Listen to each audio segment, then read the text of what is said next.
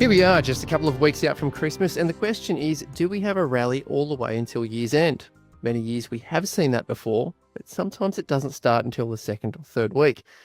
But we also want to know, where are the trading opportunities? What's happening within the indices? Is there rotation? Is it healthy? Where are they being drawn to? What are the targets? That's a lot to cover, but the man who does the research is Gary Glover from Novus Capital. Good morning, Gary. How are you? Yeah, I'm good, Chris. Happy to read your report this week. You send it out on Mondays, and we get to talk about it Tuesday mornings. Here we are. So the portfolio trickling along, a lot happening within the markets. Seen a lot of some corporate action around the gold side of things. And what really catches everyone is the indices and where they're going. There are these big round numbers that you've talked about for a little while now. And a lot of other people are looking at them as magnets being drawn in to pull the market up, to touch them, possibly break through them, or to touch them and retreat. So when you look at the NASDAQ, what do you see? Is it still similar to the last couple of weeks? That's 20,000 is kind of getting towards it. Yeah, it just seems to be sort of grinding away here. So, look, I guess at the end of the day, from a timing point of view, I thought sort of Nov and January are probably the 2 months to keep an eye out for possible topping sort of pattern there. So we didn't really get much of a reaction at all in Nov here. Very minor so far. So just think the market's just going to grind it out here, really, Chris. So feels like we're just going to grind it out until Trump takes office here. That's the way it sort of smells to me at the moment in terms of the market there. It just feels like that's with a few positive sort of stimulus, as much as there's sort of got a few things like tariffs there, which are sort of confusing the market a little bit of gamesmanship there. This feels like the market's going to sort of just churn really high here. Look, seasonally, we know sort of December, pretty buoyant month as well. So just, typically sort of coming in the year. So I think really just, to me, just feels like a sort of going to grind high there. I think one of those charts there might have been the S&P 500 there when I was looking at the angle. Yeah, that one there. Cause I was looking at, that's probably a bit like the Dow, how it hit that 45 and found a bit of resistance there. I think the S&P might, sort of square that range out. And that squaring of the range there is just a little bit higher there. And then if you look at sort of that early January there, that sort of looks in lines early. If you look at that little kind of ascending wedge we've sort of got going on there with the highs and the lows there, the green lines there, it just sort of points us up into that, the area there. So it just feels like we're going to sort of grind up into sort of early Jan here. So take us up to around that 61.40 here. So look, obviously other things can possibly happen here, but it just feels like the market's going to grind it out there. I've seen things like NVDIA cool off there, Chris, as well, and the market's still sort of hanging on, still sort of showing a bit of strength. So, which is a good sign. You need to sort of see rotation. Like we've had rotation in our market. The US needs to sort of show some rotation as well. So, there's still been some sort of stocks. Saw a couple of stocks there last night that were sort of off, 5 and 7%, and yet the market's still sort of chugging along. So that's kind of good signs overall. So, just feels like we're going to grind it out here into the end of the year. That's the way it looks and sort of feels at the moment here. Okay, well, changing gears, coming back to Australia, obviously we have a different focus. There have been some hints that possibly we would have some election dates alluded to here in Australia, but we're not yet into that. And our elections are obviously very different. However, we have been grinding higher and steadily for some time. So we haven't had the breakneck speed. We haven't had the massive rallies and pops that the US markets have had. What's different in this week's chart than what we've seen before, these sort of beige columns? So what's the purpose of these columns? Just look, we're sort of projecting sort of those ranges for the US market. I thought I'd have a look at our market and sort of see if we can sort of see any projections in terms of like, because oftentimes when markets sort of pull back in the range, they'll expand the sort of same amount. So I noticed sort of from that, if you look at that sort of that red line there, that's kind of been the top, for the market until we eventually break through that level. So we pulled back to that range in October 23. And now if we expand that range up there, we get just sort of, which was sort of getting up around that 8.6 sort of zone there. And then if we project our October 22 low, that projects up around 8.8, which is kind of, I thought that might be the sort of level to sort of, that we might have been getting to. I thought our market might have been a bit stronger here overall, but yeah, so I still think somewhere between 8.6 and 8.8 are probably the two technical zones just to sort of keep an eye out for in terms of, where our market can project to. I think 8.8 is going to be getting pretty up there, Chris. That's probably time to batten down the hatches if we get up there. So, yeah. So, yeah, look, still looks pretty constructive here, still chugging along here. The overvalued, getting more overpaid, and there's still some sectors that are weak here, and potentially can bounce as well. And just, so overall, still feels sort of constructive to me, the fact that we do have some rotation through the different areas there. Definitely not seeing a market where we're seeing all the sectors are on fire at the same time. That will be a concern when we see that. But I think that's not going to see that maybe till the start of the new year. If we'd had that, we definitely would have had a faster climbing market. But as you talk about the different sectors, and you mentioned earlier, NVIDIA has come off. However, the US markets have been able to continually just grind higher. That bodes confidence, showing more breadth in the market, that sector rotation that you've talked about.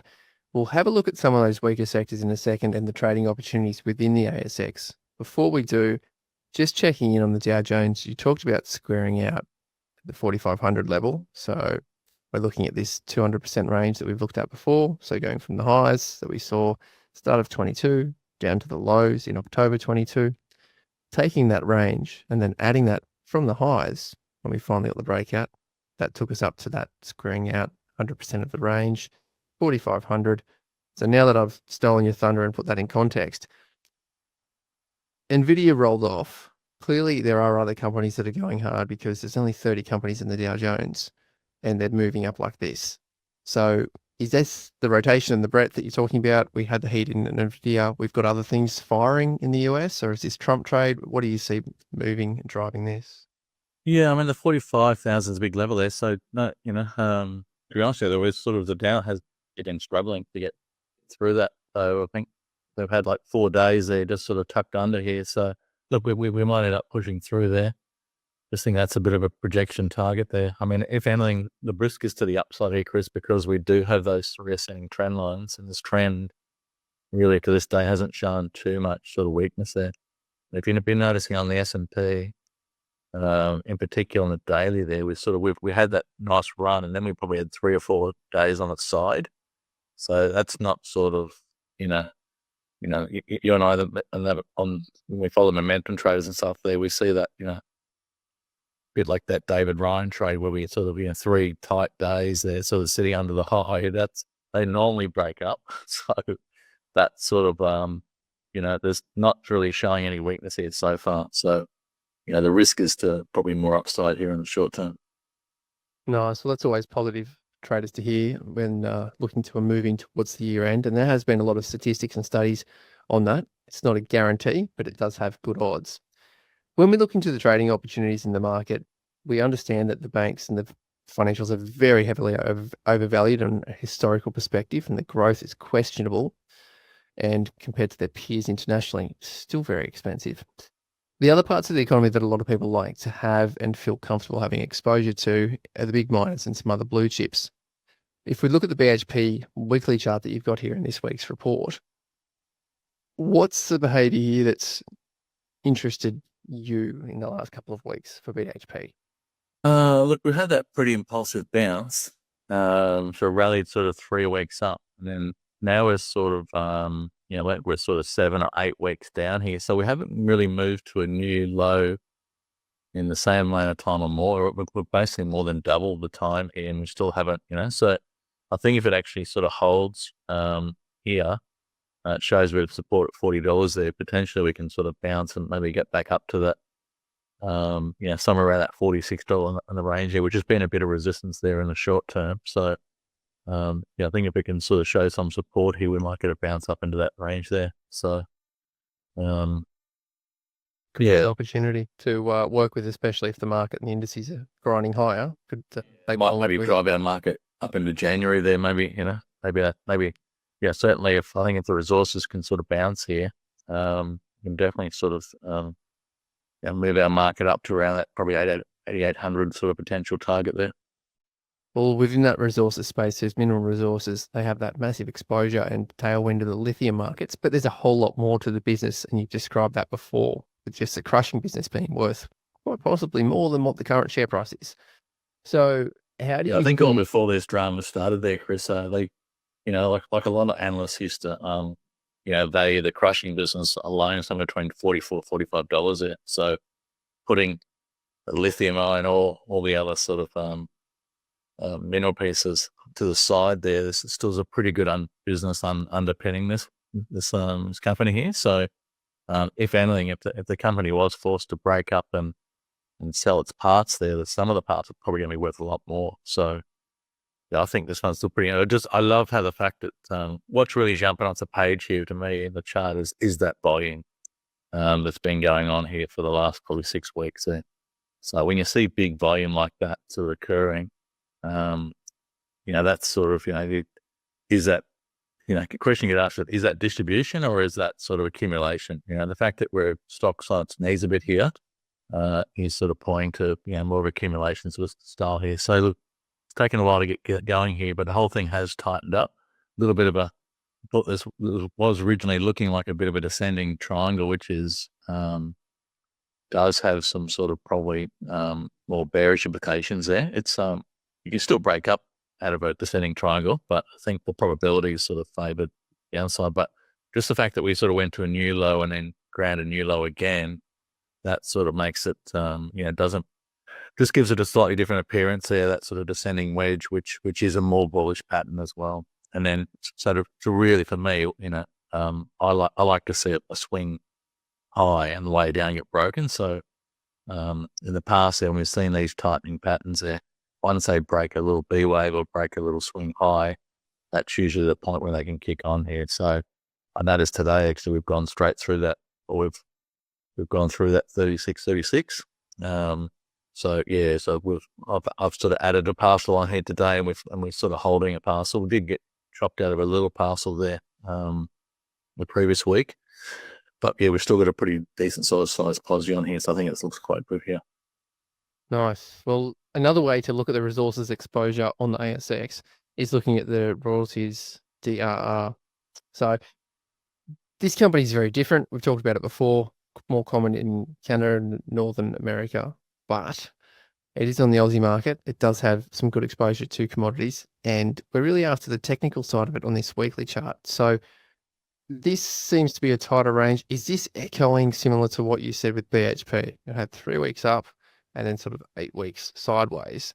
Yeah. But it's maintained. It's got a bit of a basket too of different metals in there as well. So it does have some iron ore and some lithium, but also some gold exposure as well. So it's sort of got a real mix actually in its basket there. Pretty high yield as well here, Datura. So just love the fact that we've had a pretty impulsive bounce off that low, pretty good volume, pulled back twice as much time here, and now we've just started to break up out of that sort of setup here. So this looks sort of positive to me with a nice sort of juicy yield there underpinning this. I think we can move back up above the 410 zone. So I've added a little parcel there to the model portfolio this week.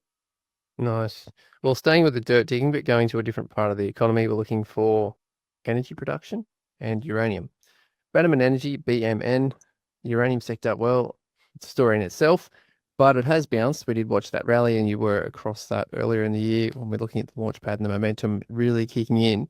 But what's happening here is that, I'm going to guess again, you've had sort of 6 weeks up, 6 weeks down, but it's sort of retained it and then gotten pretty tight.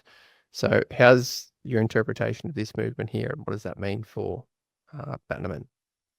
Yeah, like I'm going to stay in the top half here. So it's just sort of gone just over the half there. Hasn't come to 61.8, but it is sort of flirting around that sort of 50, just below the 50% of the range there. But just love the fact that it's tightened up here over the last, couple of weeks. Volume's definitely starting to dry up as well. And Yeah, just looking for a little B-wave break here. Just looking for a little bit of a break out of that little sort of shorter term triangle there. And if we break out of there, I think that this can sort of can get going here. So again, yeah, I like them in the top half, but we're pretty close here. We did have a nice rally, pretty good volume too on that rally, Chris, and the volume's been a bit lighter on the pullback here. Definitely what we want to see, lighter on the pullback, showing that there's more interest in the rise and less people are selling down as the sort of speeds, pauses, takes breath, reloads.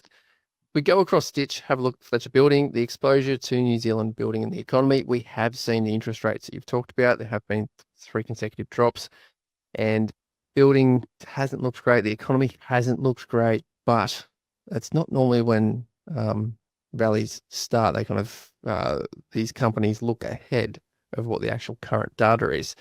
And when we're looking at this, we've got 0, 1, 2, 3 that you've written on the charts. And that's a pattern that I know you've said can be quite rare at times to see in the markets. So walk us through what's happening with Fletcher at the moment.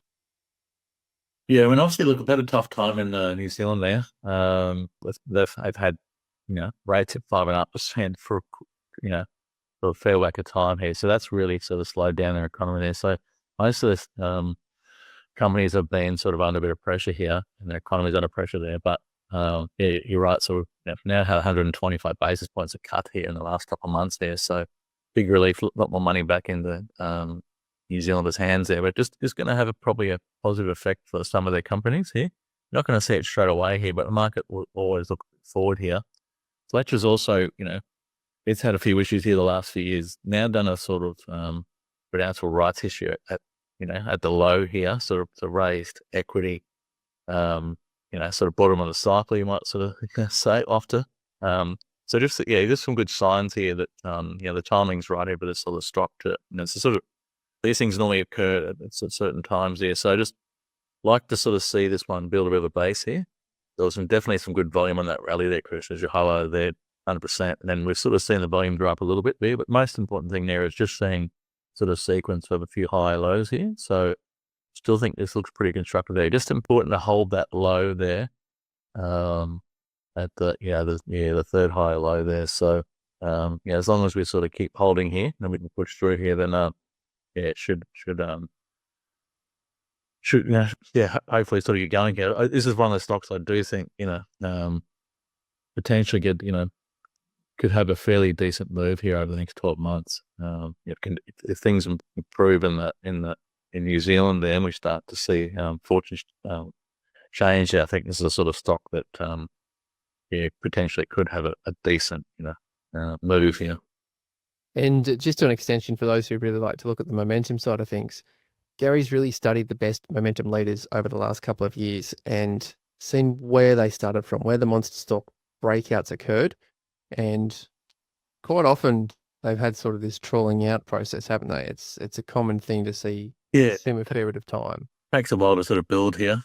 Yeah, the key there is just sort of holding those there. I've noticed a few recently, Chris, have sort of built this pattern here, and then they are actually ducking back, undercutting a little bit, and then going again. So bit of a wake off. So not so much break, not so much going back to a new low there, but just sort of coming back, and so there is I'm hoping it'll hold here. I think it's a better sort of setup there, but it wouldn't surprise me if it just undercuts a little bit and then reverses there. Yeah, that's sort of something that's been happening quite a bit lately. So much to my dislike, because I like to sort of see a perfect setup technically, but that's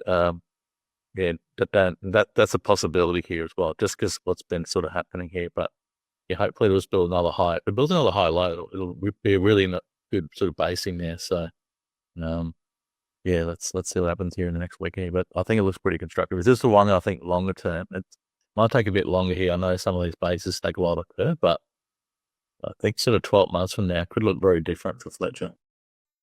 Well, sticking with the physical property side of things, going from the construction, repointing towards the asset side of things, the Centuria office REIT, so holding the buildings of the ones that are held and owned for a long time and have long-term tenants is really the benefit that they want to be seeing. 0, 1, 2, 3 is what's common with this as well. So similar sort of thing, but different sort of macro backdrop. You've got NZ, interest rates, different part of the economy. Apparently, we were never going back to offices ever again after COVID.